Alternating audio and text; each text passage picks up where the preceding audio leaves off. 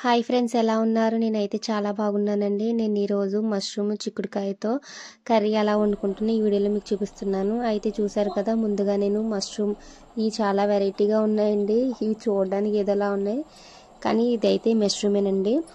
అయితే నేను టమాటా, పచ్చిమిర్చి, కొత్తిమీర, ఉల్లిపాయ ముక్కలు, చిక్కుడుకాయ ఇవన్నీ నేను కోసి పెట్టేసుకున్నానండి.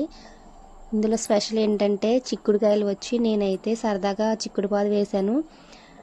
వాటికి కాసిన చిక్కుడుకాయలు ప్లస్ మళ్ళీ మష్రూమ్ ఈ రెండింటిని కలిపి ఈ రెండింటి కాంబినేషన్లో నేను కర్రీ అయితే వండబోతున్నానండి. అయితే నేను ఎలా వండుతున్నానో మీకు ఈ వీడియోలో నేను చూపిస్తున్నానండి. అయితే ఇంకెందుకు లేటు, వచ్చిండి అయితే వీడియోలో చూద్దాం.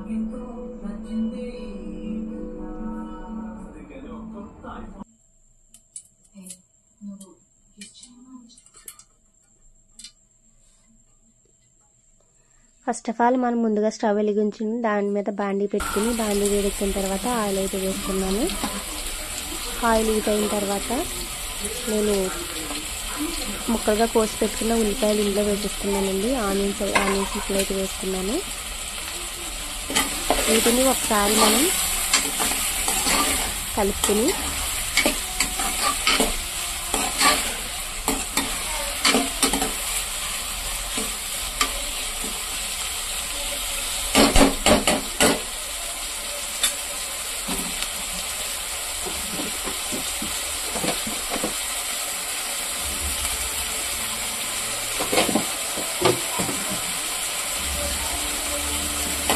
ఇందులో నేను ఉప్పు లేదా సాల్ట్ సరిపడగా వేసుకుంటున్నానండి.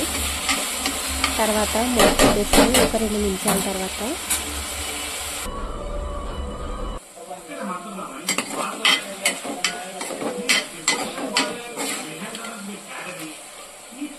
తీసి చూద్దాం. ఉల్లిపాయ ముక్కలు అయితే మగ్గినాయి కదండి. ఇందులోనే నేను 2-3 పచ్చిమిర్చి ముక్కలు వేసుకుంటున్నానండి. వీటిని ఒకసారి కలుపుకొని మనం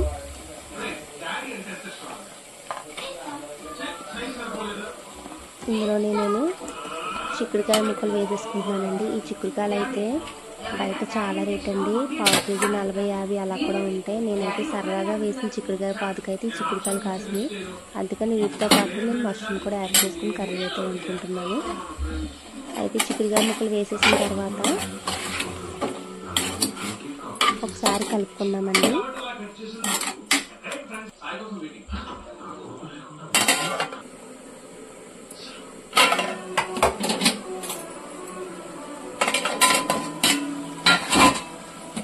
మూత పెట్టేసుకుని మళ్ళీ ఒక 2 నిమిషాల తర్వాత చూద్దాం. లైట్గా మగ్గినాయి కదండి చిక్కుడుకాయ ముక్కలు. ఇందులో నేను ఇందాక చూపించిన మష్రూమ్ కట్ చేసి పెట్టుకున్నానండి. వీటిని అన్నిటిని వేసేసుకుంటున్నాను.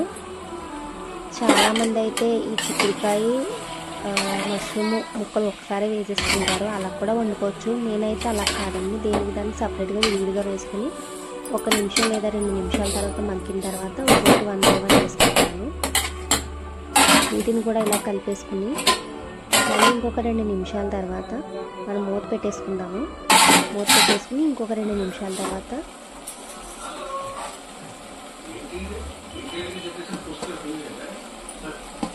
మూత తీసి చూద్దాం. చూసారు కదా, ఇందాకైతే ముక్కలు ఎక్కువగా కనిపించింది. ఇప్పుడు కొంచెం మగ్గడం వల్ల తక్కువ అయిపోయి ఇందులోనే నేను కట్ చేసి పెట్టుకున్న టమాటో ముక్కలు కూడా వేసేసుకుని వీటిని ఒకసారి కలుపుకున్న తర్వాత మళ్ళీ మూత పెట్టేసుకుని నేను మళ్ళీ ఒక 2 నిమిషాల తర్వాత మళ్ళీ మూత తీసి చూద్దామండి.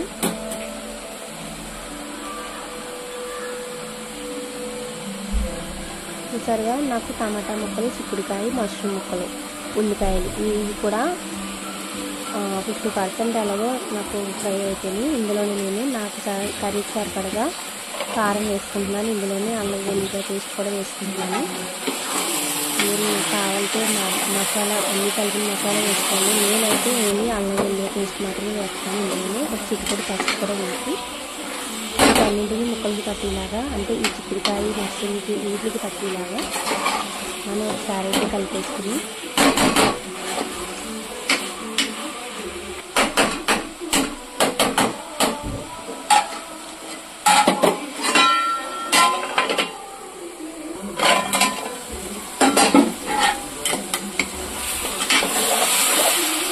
మూత పెట్టేసుకున్నానండి.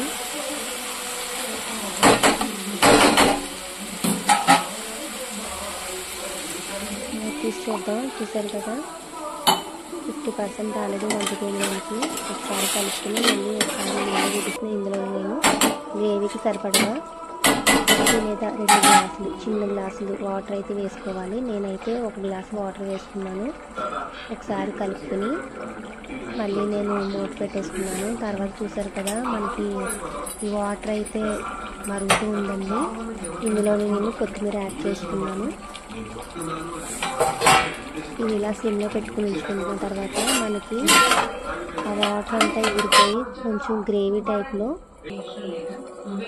గ్రేవీ మొత్తం ఎగిరిపోతుందండి.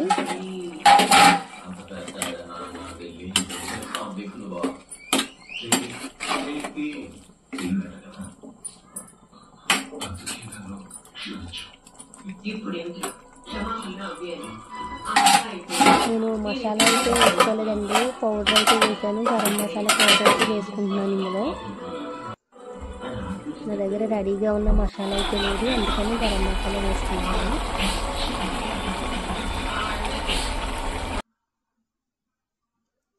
చూసారు కదా కర్రీ రెడీ అయిపోయిందండి. మనం వేడివేడి అన్నంలో ఇప్పుడైతే ఈ కర్రీ వేసుకుని తింటే చాలా టేస్టీగా ఉందండి. ఈ కర్రీని మనం రైస్లోనే కాదు చపాతీలో కూడా మనం వేసుకుని తినచ్చు. మీరు కూడా ట్రై చేయండి. Okay friends, thank you for watching my video. Bye.